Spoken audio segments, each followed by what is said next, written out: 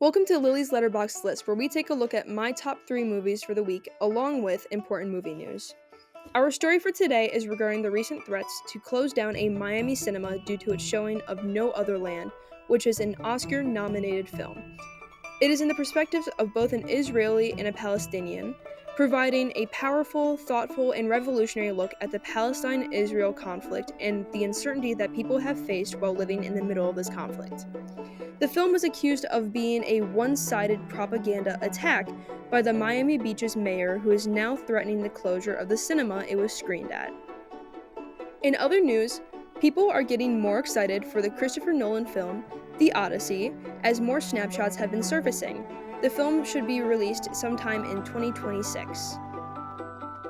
Finally, let's take a look at my top 3 movies for this week. I'll be looking at the 3 most recently watched, and I'll be ranking them based on my favorites.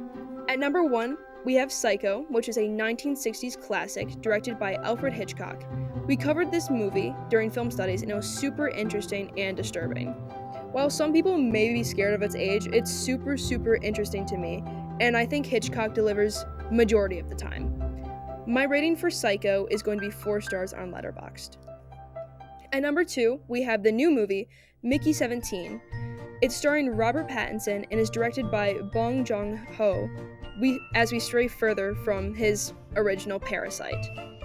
We lean more towards a sci-fi space perspective, and I definitely recommend it.